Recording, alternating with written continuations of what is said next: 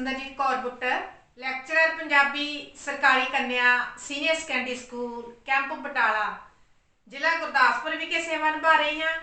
मेरे वालों तुहानूं सारिआं नूं प्यार ते सत्कार भरपूर सत श्री अकाल। प्यारे बच्चों, सिक्ख्या विभाग वालों एक विशा शुरू किया गया स्वागत जिंदगी। जदों साडे समाज दे विच कदरां कीमतां दी घाट हो गई, जिहड़ी पीढ़ी आ ਉਹ कदरां कीमतां नूं भुल गई कि साडे नैतिक गुण किहड़े होने चाहिए साडी शख्सियत दे विच। तां साडे सिक्ख्या विभाग ने यह विशा शुरू किया स्वागत जिंदगी। स्वागत जिंदगी विषय दे विच सारियां उन्हां कदरां कीमतां दा ही जिक्र है जिहड़ियां कि मुक रहीआं हन, खत्म हो रहीआं हन।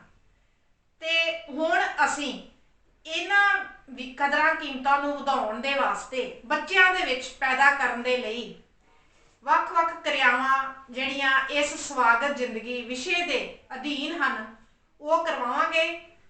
ते अज मैं जिहड़ी क्रिया तुहाडे नाल साझी करन जा रही हाँ वो है जेंडर इक्वैलिटी, जानी कि लिंगिक समानता। लिंगिक समानता किद्दां दी होनी चाहिए आ कि एक वधिया समाज उसर सके। जेकर लिंगिक तौर पर असी एक दूजे नूं बराबर समझांगे तां एक वधिया समाज उसर सकता है। तो आओ ये क्रिया करते हैं लिंगिक समानता। रूप, मैं तो वड्डे होके डीएसपी बनना, तू की बनना? मैं तो वड्डे होके डॉक्टर बनना है। मैं तो वड्डे होके आईपीएस ऑफिसर बनना है। कुड़ियां नहीं बन सकदियां आईपीएस ऑफिसर। ये तेरी गलत सोच है। आजकल हर वड्डे महकमे में कुड़ी नौकरी कर सकती है। जे कुड़ियां आईपीएस ऑफिसर बन गया ते घर दे काम किसने करने ने? ये तेरी गलत सोच है। घर दे काम करने दी दोवां दी जिम्मेवारी है। नहीं, इत्थे तुसी गलत हो। इत्थे तुसी गलत हो। नहीं, तुसी गलत हो। तुसी चुप रहो। तुसी चुप करो। तुसी चुप करो। मैं तुहानू कह रहा है ना, तुसी चुप करो। तुसी चुप करो। कादा शोर मचाया तुसी? पता नहीं तू भी कदी लड़ जा रहे ने। अमृत की गल? ਇਹ ਕਦੋਂ ਦੀ ਕਹੀ ਜਾ ਰਹੀ ਹੈ ਕਿ ਕੁੜੀਆਂ ਆਈਪੀਐਸ ਅਫਸਰ ਬਣ ਸਕਦੀਆਂ ਨੇ, ਪਰ ਜੇ ਕੁੜੀਆਂ ਆਈਪੀਐਸ ਅਫਸਰ ਬਣ ਕੇ ਤੇ ਘਰ ਦੇ ਕੰਮ ਕਿਸਨੇ ਕਰਨੇ ਨੇ? ਇੱਥੇ ਤੁਸੀਂ ਗਲਤ ਹੋ। ਬਿਲਕੁਲ ਸਹੀ ਹੈ ਕਿ ਜਿਹੜਾ ਕੰਮ ਵਾ ਉਹ ਲੜਕੇ ਵੀ ਕਰ ਸਕਦੇ ਹੋ ਕੰਮ, ਲੜਕੀਆਂ ਵੀ ਕਰ ਸਕਦੀਆਂ। ਇਹ ਨਹੀਂ ਕਿ ਲੜਕੇ ਉਹ ਕੰਮ ਕਰ ਸਕਦੇ ਆ ਤੇ ਲੜਕੀਆਂ ਨਹੀਂ ਕਰ ਸਕਦੀਆਂ, ਜਾਂ ਉਹ ਕੰਮ ਸਿਰਫ ਲੜਕੀਆਂ ਨੇ ਕਰਨੇ ਆ। ਇਹ ਧਾਰਨਾ ਬਿਲਕੁਲ ਗਲਤ ਵਾ। ਇਸ ਗੱਲ ਨੂੰ ਸਪਸ਼ਟ ਕਰਨ ਦੇ ਲਈ ਆਪਾਂ ਇੱਕ ਕਿਰਿਆ ਕਰਾਂਗੇ ਤੇ आओ तुहानू क्रिया समझाइए। जेंडर इक्वैलिटी, लिंगिक समानता।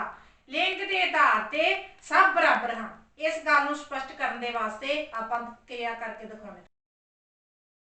देखो बच्चों, असी तुहानू दस्सिया कि लिंगिक समानता हुंदी की है, जिस दे विच ये दस्सिया कि इस्त्री ते पुरुष नू लिंगिक आधार ते इक्को समान ही मन्निया जावे, ਤਾਂ ਹੀ ਇਸ ਨੂੰ ਅਸੀਂ ਲਿੰਗਿਕ ਸਮਾਨਤਾ ਕਹਿ ਸਕਦੇ ਹਾਂ। ਤੇ ਇਸ ਕਿਰਿਆ ਨੂੰ ਹੋਰ ਵੀ ਤਰੀਕੇ ਦੇ ਨਾਲ ਸਪਸ਼ਟ ਕਰਨ ਦੇ ਵਾਸਤੇ ਅਸੀਂ ਇੱਕ ਕਾਲਮ ਬਣਾ ਲਿਆ, ਇੱਕ ਟੇਬਲ ਬਣਾ ਲਿਆ ਤੇ ਉਸ ਤੇ ਇੱਕ ਪਾਸੇ 4 ਕਾਲਮ ਬਣਾ ਲਏ ਤੇ ਇੱਕ ਪਾਸੇ ਕਥਨ ਲਿਖ ਲਏ। 4 ਜਿਹੜੇ ਕਾਲਮ ਆ ਉਸ ਦੇ ਵਿੱਚ ਅਸੀਂ ਲਿਖਿਆ ਪੂਰਨ ਸਹਿਮਤੀ ਨਾ ਹੋਣਾ, 4 ਦੇ 4 ਕਾਲਮਾਂ ਵਿੱਚ। ਤੇ 1 2 3 4 ਨੰਬਰਿੰਗ ਕੀਤੀ।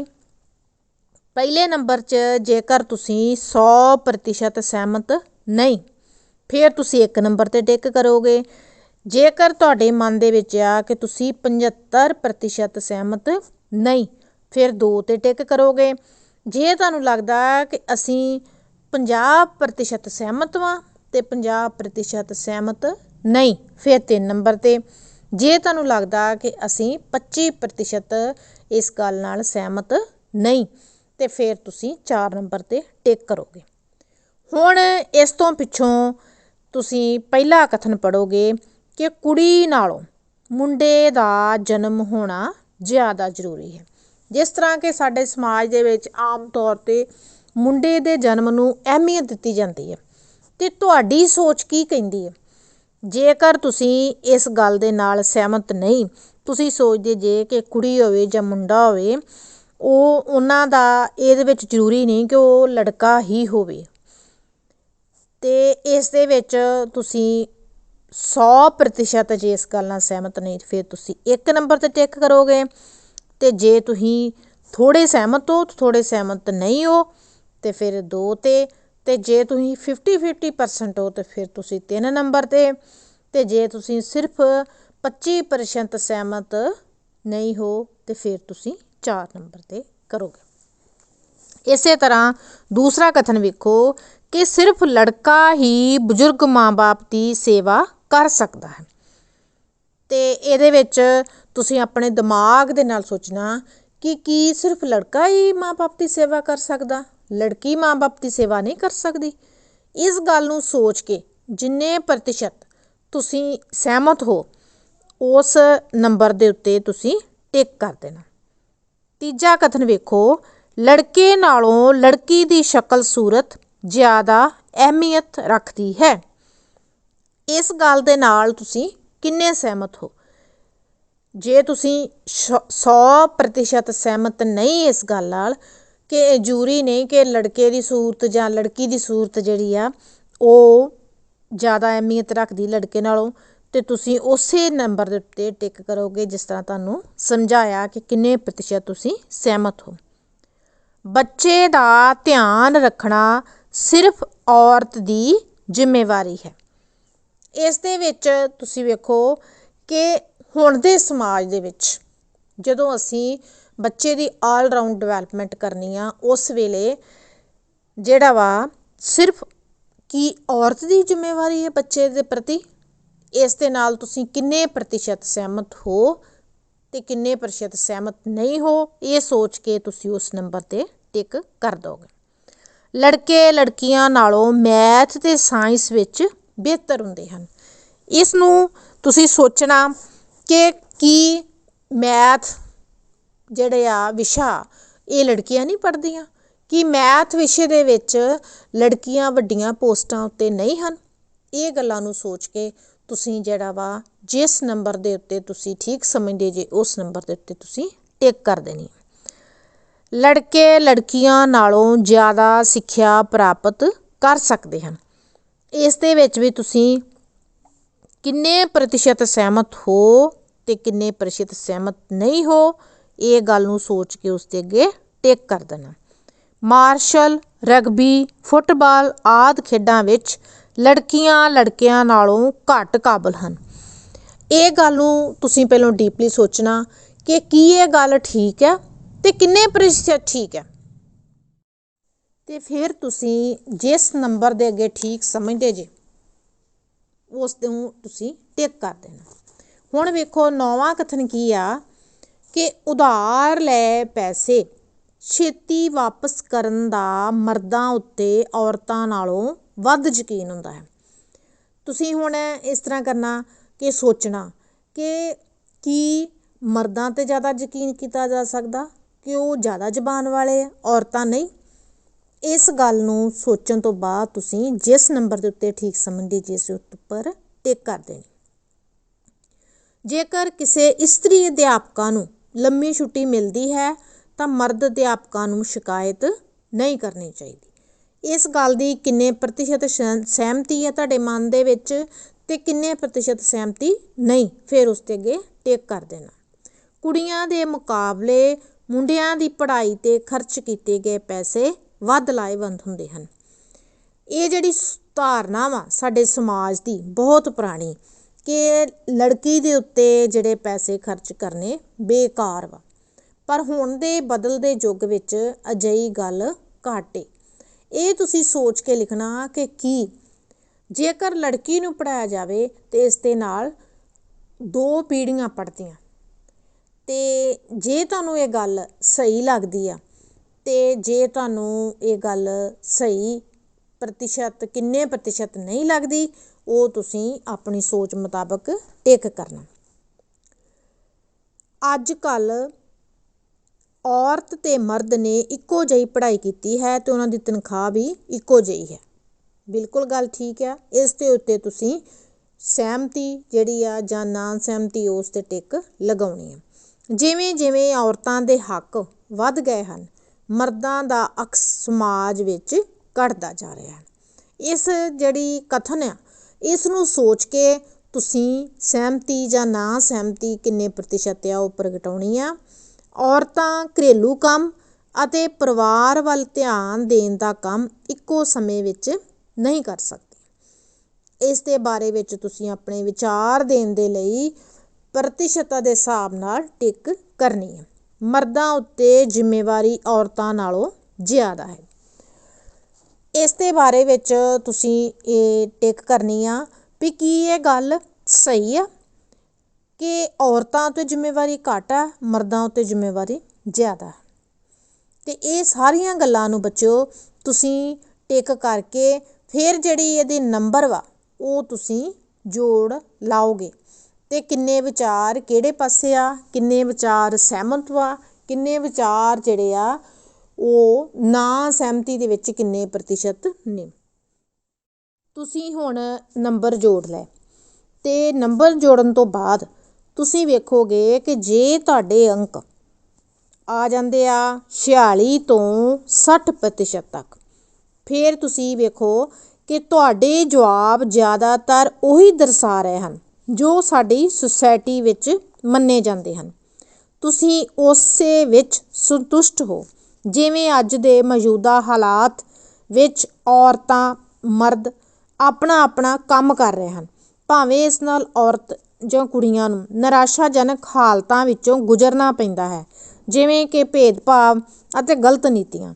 ਤੁਸੀਂ ਅਜੇ ਇਸ ਸੋਚ ਵੱਲ ਨਹੀਂ ਹੋ ਕਿ ਸਾਡੇ ਸਮਾਜ ਨੂੰ ਲਿੰਗ ਦੇ ਹੱਕਾਂ ਅਤੇ ਫਰਜ਼ਾਂ ਬਾਰੇ ਇੱਕ ਪਰਿਵਰਤਨ ਦੀ ਲੋੜ ਹੈ। ਅਤੇ ਇਹਦੇ ਬਾਰੇ ਵੇਖੋ ਬੱਚਿਓ, ਇਹ ਜਿਹੜੀ ਤੁਹਾਡੀ ਸੋਚ ਵਾ ਇਸ ਦੇ ਵਿੱਚ ਕੀ ਸੁਝਾਅ ਤੁਹਾਨੂੰ ਦਿੱਤਾ ਜਾ ਸਕਦਾ ਕਿ ਲਿੰਗ ਸਮਾਨਤਾ ਦੇ ਸਿਧਾਂਤਾਂ ਵਿੱਚ ਮੂਲ ਜਾਣਕਾਰੀ ਤੁਹਾਨੂੰ ਲਿੰਗ ਬਰਾਬਰਤਾ ਅਤੇ ਉਚਿਤ ਅਭਿਆਸ ਬਾਰੇ ਸੋਚਣ ਵਿੱਚ ਸਹਾਇਤਾ ਕਰ ਸਕਦੀ ਹੈ। ਅਤੇ ਜੇਕਰ ਤੁਹਾਡੇ ਅੰਕ ਜਿਹੜੇ ਆ 31 ਤੋਂ ਲੈ ਕੇ 45 ਤੱਕ ਆਉਂਦੇ ਆ ਅਤੇ ਫਿਰ ਇਹ ਜਿਹੜੀ ਤੁਹਾਡੀ ਪ੍ਰਤੀਸ਼ਤਤਾ ਵਾ ਇਸ ਦੇ ਬਾਰੇ ਵਿੱਚ ਅਸੀਂ ਕਹਾਂਗੇ ਕਿ ਲਿੰਗ ਬਰਾਬਰਤਾ ਲਿਆਉਣ ਵਾਲੇ ਬਦਲਾਵਾਂ ਬਾਰੇ ਤੁਹਾਡੇ ਵਿੱਚ ਮਿਲਾਵਟੀ ਭਾਵਨਾਵਾਂ ਹਨ।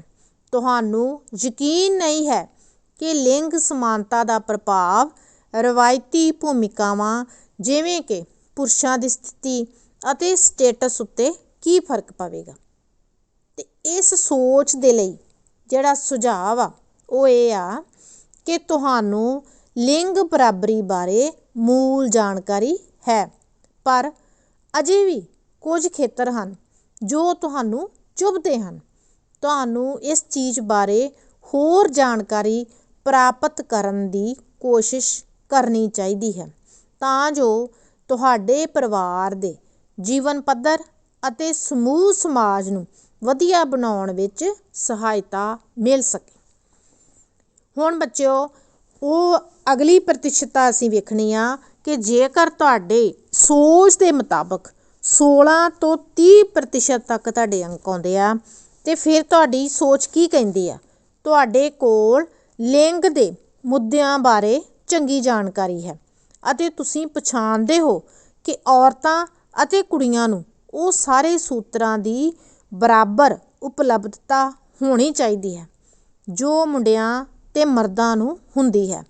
ਤੁਸੀਂ ਲਿੰਗ ਬਰਾਬਰਤਾ ਦਾ ਸਮਰਥਨ ਕਰਦੇ ਹੋ, ਪਰ ਕੁਝ ਰਵਾਇਤੀ ਲਿੰਗਕ ਪਹਿਲ ਅਤੇ ਭੂਮਿਕਾਵਾਂ ਹਨ ਜਿਨ੍ਹਾਂ ਦੀ ਤੁਸੀਂ ਤਬਦੀਲੀ ਪਸੰਦ ਨਹੀਂ ਕਰਦੇ। ਅਤੇ ਇਸ ਸੋਚ ਦੇ ਲਈ ਸੁਝਾਅ ਕੀ ਆ ਕਿ ਤੁਸੀਂ ਪਹਿਲਾਂ ਹੀ ਮੂਲ ਅਤੇ ਉੱਨਤ ਪੱਧਰ ਦੀ ਲਿੰਗਿਕ ਸਮਾਨਤਾ ਬਾਰੇ ਜਾਣਕਾਰੀ ਰੱਖਦੇ ਹੋ, ਪਰ ਕੁਝ ਲਿੰਗਿਕ ਸੰਕਲਪਾਂ ਨੂੰ ਸਵੀਕਾਰ ਕਰਨ ਵਿੱਚ ਮੁਸ਼ਕਲ ਪਾਉਂਦੇ ਹੋ। ਇਸ ਸਥਿਤੀ ਵਿੱਚ ਲਿੰਗਿਕ ਸਮਾਨਤਾ ਦੀ ਉਚਿਤ ਜਾਣਕਾਰੀ ਦੀ ਸਿੱਖਿਆ ਨੂੰ ਪ੍ਰਾਪਤ ਕਰਨ ਦੀ ਕੋਸ਼ਿਸ਼ ਕਰੋ ਅਤੇ ਉਹਨਾਂ ਨਾਲ ਇਸ ਮੁੱਦੇ 'ਤੇ ਵਿਚਾਰ ਸਾਂਝੇ ਕਰੋ। ਉਸ ਤੋਂ ਅੱਗੇ ਬੱਚਿਓ ਅਸੀਂ ਜਿਹੜਾ ਵਾ ਅਗਲੀ ਪ੍ਰਤੀਸ਼ਤਤਾ ਵੇਖਣੀ ਆ ਕਿ ਜਿਹੜੇ 0 ਤੋਂ 15% ਤੱਕ ਜਿਹੜੇ ਅੰਕ ਹਨ। ਤੁਸੀਂ ਲਿੰਗ ਸਮਾਨਤਾ ਅਤੇ ਔਰਤਾਂ ਦੀ ਅਧਿਕਾਰਤਾ ਦੇ ਚੈਂਪੀਅਨ ਹੋ। ਤੁਹਾਨੂੰ ਵਿਸ਼ਵਾਸ ਹੈ ਕਿ ਲਿੰਗਿਕ ਆਧਾਰ 'ਤੇ ਵਿਤਕਰਾ ਅਨਿਆਂਪੂਰਨ ਹੈ ਅਤੇ ਇਸ ਦੀ ਧਾਰਨਾ ਕੁੜੀਆਂ ਅਤੇ ਔਰਤਾਂ ਨੂੰ ਰੋਕ ਕੇ ਰੱਖਦੀ ਹੈ। ਤੁਸੀਂ ਇਹ ਸਮਝਦੇ ਹੋ ਕਿ ਜਦੋਂ ਔਰਤਾਂ ਤੇ ਕੁੜੀਆਂ ਦੇ ਅਧਿਕਾਰ ਦਿੱਤੇ ਜਾਂਦੇ ਹਨ ਤਾਂ ਜਿੱਤ ਮਿਲਦੀ ਹੈ। ਇਸ ਸੋਚ ਦੇ ਲਈ ਸੁਝਾਅ ਕੀ ਆ ਕਿ ਲਿੰਗਿਕ ਬਰਾਬਰੀ ਪ੍ਰਤੀ ਤੁਹਾਡੀ ਜਾਗਰੂਕਤਾ ਉન્નਤ ਹੈ।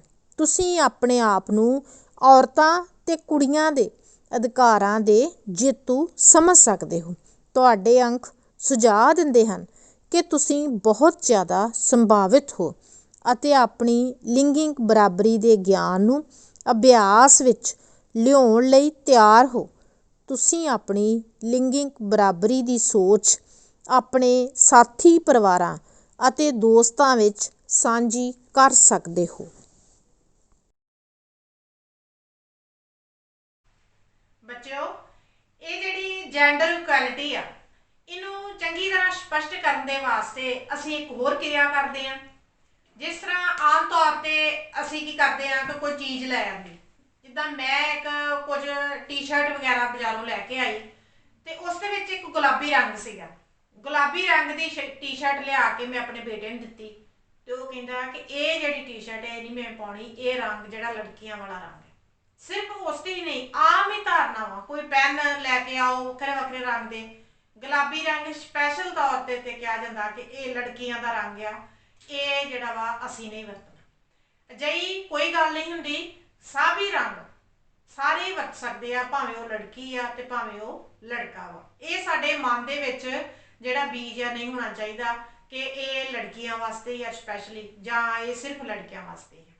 ਇਹ ਸਾਰੀ ਗੱਲ ਨੂੰ ਸਪਸ਼ਟ ਕਰਨ ਦੇ ਵਾਸਤੇ ਮੈਂ ਜਿਹੜੀ ਆ ਇੱਕ ਕਿਰਿਆ ਤੁਹਾਡੇ ਨਾਲ ਸਾਂਝੀ ਕਰਨ ਲੱਗੀ ਆ ਤੇ ਇਹਦੇ ਵੱਖ-ਵੱਖ ਜਿਹੜੇ ਨੁਕਤੇ ਆ ਉਹ ਤੁਹਾਡੇ ਨਾਲ ਸਾਂਝੇ ਕਰਾਂਗੇ ਤੇ ਆਓ ਇਹ ਕਿਰਿਆ ਕਰਦੇ ਹਾਂ। ਹੁਣ ਬੱਚਿਓ, ਅਸੀਂ ਦੂਸਰੀ ਕਿਰਿਆ ਕਰਦੇ ਹਾਂ ਜਿਸ ਦੇ ਨਾਲ ਤੁਹਾਨੂੰ ਇਹ ਜਿਹੜੀ ਸਮਾਨਤਾ ਵਾ ਸਮਝਣ ਵਿੱਚ ਬਹੁਤ ਸਹਾਇਤਾ ਮਿਲੇਗੀ। ਇਸ ਭਾਵਨਾ ਨੂੰ ਲਿੰਗਿਕ ਸਮਾਨਤਾ ਬਾਰੇ ਜਾਗਰੂਕਤਾ ਪੈਦਾ ਕਰਨ ਲਈ ਗਤੀਵਿਧੀ ਆ। ਵੇਖੋ ਬੱਚਿਓ, ਹੇਠਾਂ ਕੁਝ ਸ਼ਬਦਾਂ ਦੀ ਸੂਚੀ ਹੈ ਕਿ ਇਹ ਸ਼ਬਦ ਲੜਕੀ ਵਾਸਤੇ ਹਨ ਜਾਂ ਲੜਕੇ ਵਾਸਤੇ ਹਨ। ਜਿਸ ਤਰ੍ਹਾਂ ਵੇਖੋ, ਨੱਚਣਾ ਸਾਡੇ ਸਮਾਜ ਵਿੱਚ ਆਮ ਕਿਹਾ ਜਾਂਦਾ ਵੀ ਨੱਚੋ। ਨੱਚਣਾ ਕੀ ਆ ਕਿ ਇਹ ਸਿਰਫ ਲੜਕਿਆਂ ਵਾਸਤੇ ਆ ਜਾਂ ਸਿਰਫ ਲੜਕੀਆਂ ਵਾਸਤੇ ਆ। ਇਹ ਤੁਸੀਂ ਸੋਚਣਾ, ਆਮ ਤੌਰ 'ਤੇ ਕਹਿ ਦਿੰਦੇ ਆ ਕਿ ਨੱਚਣਾ ਕੁੱਦਣਾ ਜਿਹੜਾ ਵਾ ਜ਼ਿਆਦਾ ਲੜਕੀਆਂ ਦਾ ਕੰਮ ਹੈ, ਪਰ ਇਹ ਧਾਰਨਾ ਵੀ ਗਲਤ ਹੈ। ਜਿੱਥੇ ਲੜਕੀਆਂ ਨੱਚ ਕੇ ਆਪਣੀ ਖੁਸ਼ੀ ਜ਼ਾਹਿਰ ਕਰ ਸਕਦੀਆਂ, ਉਸੇ ਤਰ੍ਹਾਂ ਹੀ ਲੜਕੇ ਵੀ ਆਪਣੀ ਨੱਚ ਕੇ ਖੁਸ਼ੀ ਜ਼ਾਹਿਰ ਕਰ ਸਕਦੇ ਆ। ਨੰਬਰ 2 'ਤੇ ਆ ਕਿਸੇ ਨੂੰ ਬਚਾਉਣਾ। ਇਸ ਦੇ ਵਿੱਚ ਵੇਖੋ ਕਿ ਇਹ ਜ਼ਰੂਰੀ ਨਹੀਂ ਵੀ ਕਿਸੇ ਨੂੰ ਸਿਰਫ ਲੜਕੇ ਹੀ ਬਚਾ ਸਕਦੇ ਹਨ। ਲੜਕੀਆਂ ਦੀ ਬੁੱਧੀ ਵੀ ਹੁਣ ਉਨੀ ਹੀ ਪ੍ਰਫੁੱਲਤ ਤੇ ਅੱਗੇ ਆ ਚੁੱਕੀ ਹੈ ਲੜਕੀ ਜਿੰਨੇ ਕਿ ਲੜਕੇ। ਅਧਿਆਪਕ ਦਾ ਜਿਹੜਾ ਕਿੱਤਾ ਵਾ ਉਹ ਲੜਕੀਆਂ ਵੀ ਕਰ ਸਕਦੀਆਂ ਤੇ ਲੜਕੇ ਵੀ ਕਰ ਸਕਦੇ ਆ। ਖਾਣਾ ਬਣਾਉਣ ਦੀ ਬੱਚਿਓ, ਜਿਸ ਤਰ੍ਹਾਂ ਆਮ ਗੱਲ ਇਹ ਹੁੰਦੀ ਆ ਕਿ ਭਾਵੇਂ ਲੜਕੀ ਨੌਕਰੀ ਕਰਦੀ ਆ ਤੇ ਭਾਵੇਂ ਲੜਕੀ ਨੌਕਰੀ ਨਹੀਂ ਕਰਦੀ, ਖਾਣਾ ਬਣਾਉਣਾ ਉਸ ਦਾ ਹੀ ਕੰਮ ਹੈ। ਆਦਮੀ ਦਾ ਕੰਮ ਆ ਸਿਰਫ ਦਫ਼ਤਰ ਜਾਣਾ ਜਾਂ ਨੌਕਰੀ ਕਰਨਾ ਤੇ ਆਣ ਕੇ ਘਰ ਬੈਠ ਜਾਣਾ। ਇਹ ਸਾਡੇ ਸਮਾਜ ਦੀ ਧਾਰਨਾ। ਪਰ ਹੁਣ ਆਧੁਨਿਕ ਯੁੱਗ ਵਿੱਚ ਜਿਹੜੀ ਆ ਸੋਚ ਕੀ ਕਹਿੰਦੀ ਆ ਕਿ ਜੇਕਰ ਅਸੀਂ ਤਰੱਕੀ ਕਰਨੀ ਆ ਤੇ ਇਹ ਜਿਹੜੀ ਭਾਵਨਾ ਵਾ ਵਖਰੇਵਾਂਪਨ, ਇਹ ਨਹੀਂ ਹੋਣਾ ਚਾਹੀਦਾ। ਜੇਕਰ ਲੜਕੀ ਜਿਹੜੀ ਆ ਬਰਾਬਰ ਦੀ ਮਿਹਨਤ ਕਰਕੇ ਪੜ੍ਹ ਸਕਦੀ ਆ, ਉਹ ਅਹੁਦਾ ਪ੍ਰਾਪਤ ਕਰ ਸਕਦੀ ਆ ਜੋ ਕਿ ਲੜਕਾ ਨੇ ਪ੍ਰਾਪਤ ਕੀਤਾ, ਤਾਂ ਫਿਰ ਉਹ ਖਾਣਾ ਬਣਾਉਣ ਵਾਸਤੇ ਲੜਕਾ ਕਿਉਂ ਨਹੀਂ ਕੰਮ ਕਰ ਸਕਦਾ? ਜੇਕਰ ਲੜਕੀ ਕੰਮ 'ਤੇ ਗਈ ਆ, ਡਿਊਟੀ 'ਤੇ ਗਈ ਆ ਤੇ ਆਦਮੀ ਕੋਲ ਫ੍ਰੀ ਸਮਾਂ ਤੇ ਉਹ ਵੀ ਖਾਣਾ ਤਿਆਰ ਕਰ ਸਕਦਾ। ਇਹ ਜਿਹੜੀ ਭਾਵਨਾ ਵਾ ਮਨ ਵਿੱਚ ਨਹੀਂ ਹੋਣੀ ਚਾਹੀਦੀ। ਡਾਕਟਰ ਦਾ ਕਿੱਤਾ ਵਾ, ਇਸ ਦੇ ਵਿੱਚ ਵੇਖੋ ਕਿ ਜ਼ਰੂਰੀ ਨਹੀਂ ਕਿ ਡਾਕਟਰ ਲੜਕੇ ਹੀ ਹੋਣ ਤੇ ਇਹ ਵੀ ਜ਼ਰੂਰੀ ਨਹੀਂ ਕਿ ਡਾਕਟਰ ਸਿਰਫ ਲੜਕੀਆਂ ਹੀ ਹੋਣ। ਇਸੇ ਤਰ੍ਹਾਂ ਨਰਸ ਦਾ ਜਿਹੜਾ ਵਾ ਅਹੁਦਾ ਪਹਿਲੋਂ ਜਾਣਿਆ ਜਾਂਦਾ ਸੀ ਕਿ ਸਿਰਫ ਲੜਕੀਆਂ ਵਾਸਤੇ ਹੈ, ਕਿਉਂਕਿ ਜਿੰਨੀ ਨਿਮਰਤਾ ਸਹਿਜ ਭਾਵ ਲੜਕੀਆਂ ਵਿੱਚ ਹੁੰਦਾ ਉਹਨਾਂ ਲੜਕਿਆਂ ਵਿੱਚ ਨਹੀਂ ਹੁੰਦਾ। ਤੇ ਇਹ ਜਿਹੜਾ ਵਾ ਨਰਸ ਬਣਨਾ ਉਹ ਬਹੁਤ ਹੀ ਸਹਿਜਤਾ ਵਾਲਾ ਤੇ ਸੰਜਮਤਾ ਵਾਲਾ ਜਿਹੜਾ ਵਾ ਮਹਿਕਮਾ ਵਾ ਅਤੇ ਨਰਸ ਦੀ ਨੌਕਰੀ ਸਿਰਫ ਲੜਕੀਆਂ ਕਰ ਸਕਦੀਆਂ, ਪਰ ਅਜਿਹੀ ਗੱਲ ਨਹੀਂ। ਹੁਣ ਦੇ ਜ਼ਮਾਨੇ ਦੇ ਵਿੱਚ ਲੜਕੀਆਂ ਅਤੇ ਲੜਕੇ ਬਰਾਬਰ ਦੇ ਹਰ ਇੱਕ ਮਹਿਕਮੇ 'ਚ ਨੌਕਰੀ ਕਰਨ ਦੇ ਯੋਗ ਹੁੰਦੇ ਆ। ਗੱਡੀ, ਜਿਸ ਤਰ੍ਹਾਂ ਗੱਡੀ ਚਲਾਉਣੀ ਆ, ਉਹ ਕੀ ਲੜਕਿਆਂ ਦਾ ਹੀ ਕੰਮ ਹੈ? ਨਹੀਂ, ਲੜਕੀਆਂ ਵੀ ਗੱਡੀ ਚਲਾ ਸਕਦੀਆਂ। ਵਿਗਿਆਨੀ, ਅਗਲਾ ਜਿਹੜਾ ਸ਼ਬਦ ਹੈ ਵਿਗਿਆਨੀ ਔਰਤ ਵੀ ਅਤੇ ਮਰਦ ਵੀ, ਕੋਈ ਵੀ ਹੋ ਸਕਦਾ। ਨੀਲਾ ਰੰਗ, ਜਿਸ ਤਰ੍ਹਾਂ ਕਹਿੰਦੇ ਕਿ ਲੜਕਿਆਂ ਵਾਸਤੇ ਹੁੰਦਾ, ਇਹ ਜ਼ਰੂਰੀ ਨਹੀਂ। ਨੀਲਾ ਰੰਗ ਜਿਹੜਾ ਵਾ ਲੜਕੀਆਂ ਵੀ ਪਾ ਸਕਦੀਆਂ ਅਤੇ ਲੜਕੇ ਵੀ ਪਾ ਸਕਦੇ ਆ। ਸਾਫ ਸਫਾਈ ਦੀ ਜ਼ਿੰਮੇਵਾਰੀ ਜੇਕਰ ਔਰਤ ਦੀ ਆ ਅਤੇ ਮਰਦ ਦੀ ਵੀ ਬਰਾਬਰ ਦੀ ਹੈ। ਵਕੀਲ ਬਣਨਾ ਜ਼ਰੂਰੀ ਨਹੀਂ ਕਿ ਇਹ ਵਕੀਲ ਸਿਰਫ ਲੜਕੇ ਬਣ ਸਕਦੇ ਆ, ਲੜਕੀਆਂ ਵੀ ਵਕੀਲ ਬਣਦੀਆਂ ਨੇ। ਇੰਜੀਨੀਅਰ ਦੇ ਬਣਨ ਦੇ ਵਾਸਤੇ ਲੜਕੇ ਅਤੇ ਲੜਕੀਆਂ ਦੋਨੋਂ ਹੀ ਯੋਗ ਹਨ। ਕੰਪਿਊਟਰ ਪ੍ਰੋਗਰਾਮਰ ਵਿੱਚ ਲੜਕੇ ਲੜਕੀਆਂ ਦੋਵੇਂ ਹੀ ਆਪਣੀ ਯੋਗਤਾ ਦੇ ਅਨੁਸਾਰ ਇਹ ਜਿਹੜਾ ਵਾ ਕਿੱਤਾ ਅਪਣਾ ਸਕਦੇ ਆ। ਗਣਿਤ ਦੇ ਨਾਲ ਸੰਬੰਧਿਤ ਨੌਕਰੀਆਂ ਦੋਵੇਂ ਪ੍ਰਾਪਤ ਕਰ ਸਕਦੇ ਆ। ਹੁਣ ਦੇ ਯੁੱਗ ਦੇ ਮੁਤਾਬਕ ਇਹਨਾਂ ਵਿੱਚ ਲਿੰਗਕ ਜਿਹੜੀ ਵਖਰੇਵਾਂ ਕੋਈ ਵੀ ਨਹੀਂ। ਤੁਸੀਂ ਇਹ ਸਾਰੀ ਵਿਧੀ ਅਪਣਾਈ ਅਤੇ ਇਸ ਦੇ ਮੁਤਾਬਕ ਤੁਸੀਂ ਸੋਚੋ ਅਤੇ ਫਿਰ ਇਹਨਾਂ ਪ੍ਰਸ਼ਨਾਂ ਦੇ ਉੱਤਰ ਦਿਓ ਕਿ ਤੁਸੀਂ ਕੀ ਸੋਚ ਕੇ ਜਵਾਬ ਦਿੱਤਾ। ਜਿਹੜੇ ਵੀ ਤੁਹਾਨੂੰ ਇਹ ਜਿਹੜੇ ਪ੍ਰਸ਼ਨ ਪੁੱਛੇ ਗਏ ਆ, ਤੁਸੀਂ ਕੀ ਸੋਚ ਕੇ ਜਵਾਬ ਦਿੱਤਾ। ਨੰਬਰ 2 ਕੀ ਆ? ਤੁਹਾਡੇ ਹਿਸਾਬ ਨਾਲ ਇਹ ਸੋਚ ਕਿੱਥੋਂ ਆਈ। ਨੰਬਰ 3, ਕੀ ਇਹ ਸਹੀ ਹੈ ਕਿ ਕੁਝ ਚੀਜ਼ਾਂ ਸਿਰਫ ਲੜਕਿਆਂ ਲਈ ਅਤੇ ਕੁਝ ਸਿਰਫ ਲੜਕੀਆਂ ਲਈ ਹਨ। ਇਹ ਸਾਰੀਆਂ ਗੱਲਾਂ ਨੂੰ ਸੋਚ ਕੇ ਤੁਸੀਂ ਇਹਨਾਂ ਜਿਹੜੇ ਥੋੜ੍ਹੇ ਜਿਹੇ ਤੁਹਾਨੂੰ ਪ੍ਰਸ਼ਨ ਪੁੱਛੇ ਗਏ ਆ, ਸ਼ਬਦ ਦਿੱਤੇ ਆ, ਇਹਨਾਂ ਨੂੰ ਸੋਚ ਕੇ ਫਿਰ ਇਹਨਾਂ ਤਿੰਨਾਂ ਪ੍ਰਸ਼ਨਾਂ ਦੇ ਉੱਤਰਾਂ ਨੂੰ ਤੁਸੀਂ ਲਿਖ ਕੇ ਰੱਖਣਾ ਅਤੇ ਆਪਣੇ ਦਿਮਾਗ ਦੇ ਵਿੱਚ ਸੋਚਣਾ।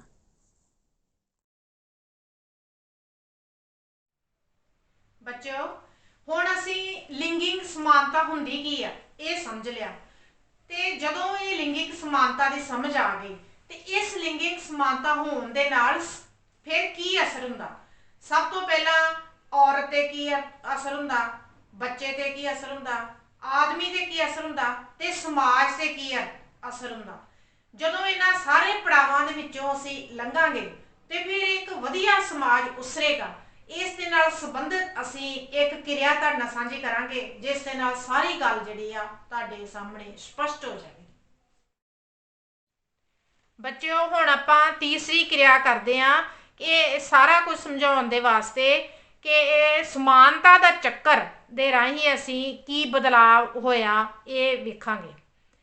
ਸਭ ਤੋਂ ਪਹਿਲਾਂ ਵੇਖੋ, ਚੱਕਰ ਦੇ ਵਿੱਚ ਜਿਹੜਾ ਨੀਲਾ ਰੰਗ ਵਾ ਉਸ ਦੇ ਵਿੱਚ ਆ ਕਿ ਇਹ ਬਦਲਾਵ ਦਾ ਕਿਸ ਤਰ੍ਹਾਂ ਹੁੰਦਾ। ਜੇ ਔਰਤਾਂ ਨੂੰ ਜਾਇਦਾਦ ਵਿੱਚ ਬਰਾਬਰ ਦੀ ਹਿੱਸੇਦਾਰੀ ਦਿੱਤੀ ਜਾਵੇ ਤਾਂ ਫਿਰ ਬਦਲਾਵ ਆਉਂਦਾ। ਉਸ ਬਦਲਾਵ ਦਾ ਔਰਤ ਤੇ ਕੀ ਅਸਰ ਹੁੰਦਾ। ਗੁਲਾਬੀ ਰੰਗ 'ਚ ਵੇਖੋ, ਔਰਤਾਂ ਸੰਕਟ ਦੇ ਸਮੇਂ ਵਿੱਚ ਵਧੇਰੇ ਸੁਰੱਖਿਅਤ ਹੋਣਗੀਆਂ ਜੇ ਬਦਲਾਵ ਹੋਵੇਗਾ। ਅੱਗੇ ਵੇਖੋ, ਅਗਲਾ ਦੋਵੇਂ ਬੱਚਿਆਂ, ਮੁੰਡੇ ਤੇ ਕੁੜੀ ਦਾ ਜ਼ਿਆਦਾ ਤੇ ਇੱਕੋ ਜਿਹਾ ਸੁਰੱਖਿਅਤ ਭਵਿੱਖ ਹੋਵੇਗਾ। ਇਹ ਬੱਚਿਆਂ ਤੇ ਅਸਰ ਹੋਵੇਗਾ।